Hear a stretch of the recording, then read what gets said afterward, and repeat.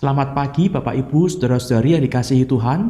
Beberapa waktu yang lalu, saya bersama dengan rekan-rekan dari komunitas organis Kota Semarang berkesempatan untuk berkunjung ke Gereja Gereformed Semarang untuk mencoba harmonium atau reed organ besar yang ada di sana. Dan kami pun membawa dua reed organ atau dua harmonium kecil dari GKI Karangsaru dan kami mainkan bersama-sama. Selama bulan Juni ini kita akan bersama-sama memuji Tuhan diiringi oleh 3 harmonium atau reed organ yang berbeda.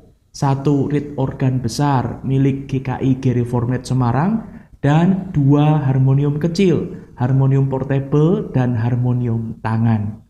Mari bersama-sama kita memuji Tuhan dari Kidung Jemaat nomor 40, Ajaib Benar Anugerah.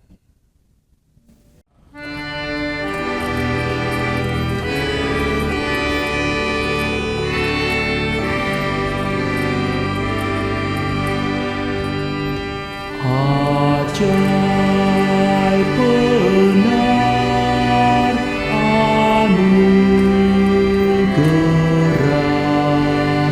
pembaru hidupku,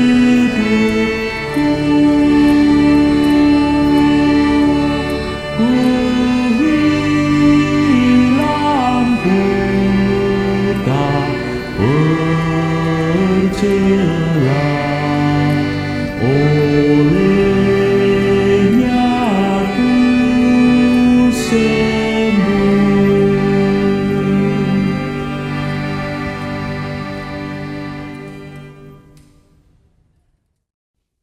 Shalom, selamat pagi para pemirsa program Hikmat Pagi GKI Karangsaru yang terkasih. Kiranya berkat dan damai sejahtera dari Tuhan menyertai kita semua. Renungan Hikmat Pagi hari ini akan dibawakan oleh Pendeta Angga Prasetya. Tapi sebelum mendengarkan kebenaran firman Tuhan, mari kita bersama-sama berdoa. Mari kita berdoa. Tuhan, terima kasih Tuhan menyertai kami hingga pagi ini ya Tuhan. Kiranya Tuhan berkati kami agar kami bisa merenungkan dan menjalankan firman-Mu ini dalam kehidupan sehari-hari kami ya Tuhan. Amin. Tema Hikmat Pagi hari ini adalah rendah hati. Firman diambil dari Efesus 4 ayat 2 yang berbunyi demikian. Hendaklah kamu selalu rendah hati, lemah lembut, dan sabar. Tunjukkanlah kasih-Mu dalam hal saling membantu. Demikianlah sabda Tuhan, syukur kepada Allah. Selamat pagi Bapak Ibu, Saudara-saudari yang dikasihi Tuhan. Selama bulan Juni ini saya akan membawakan hikmat pagi dengan latar belakang kawasan Curug Kedung Gandul yang terletak di kawasan Gedawang, Banyumanik, Kota Semarang. Kurang lebih 20 menit dari pusat Kota Semarang. Dan kawasan ini merupakan kawasan yang masih asri, yang belum dikelola dan belum banyak diketahui orang. Sehingga ketika kita hendak berkunjung ke tempat ini membutuhkan perjuangan yang cukup untuk dapat mencapai Curug Kedung Gandul ini. Bapak Ibu, saudara-saudari yang dikasihi Tuhan, Alkisah ada seorang petani dari daerah Purwokerto yang sedang berbincang-bincang dengan seorang petani dari daerah Wonogiri. "Seberapa besar ladangmu?" tanya petani dari Purwokerto kepada petani dari Wonogiri. "Oh, sangat besar, lebih dari 10 hektar, jawab petani dari Wonogiri itu. Tak mau kalah, petani dari Purwokerto itu kemudian bercerita, "Tanah saya juga luas. Saya dapat mengendarai mobil pada saat matahari terbit menuju ke barat pada saat matahari terbenam dan saya masih berada di tanah milik saya." Petani dari Wonogiri itu pun berpikir sebentar dan tersenyum.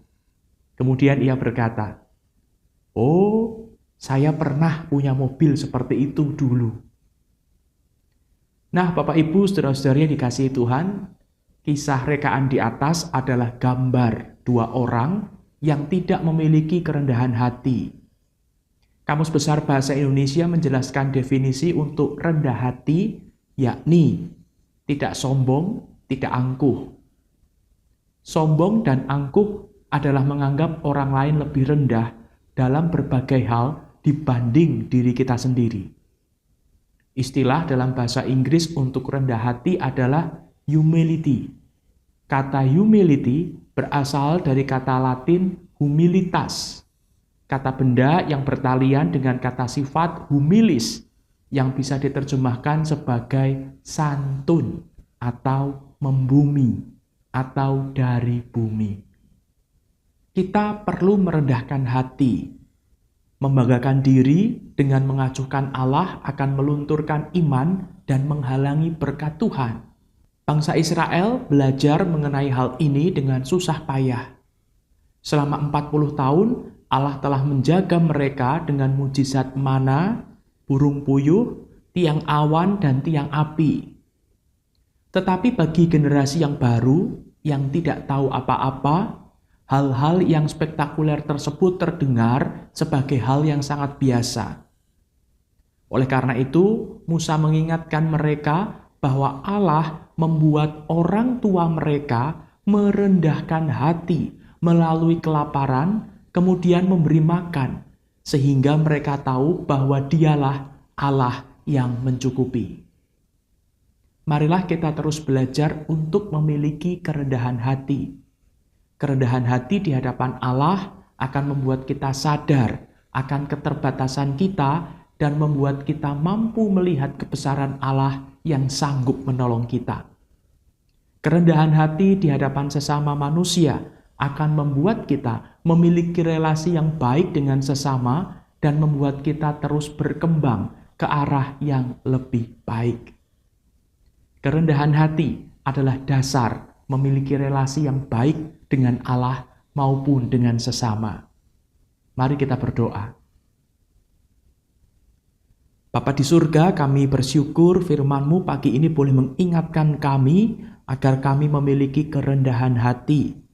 Kami mohon kiranya Roh-Mu yang kudus memampukan kami agar kami boleh memiliki kerendahan hati ketika kami berinteraksi dengan sesama kami, ketika kami berelasi dengan Engkau.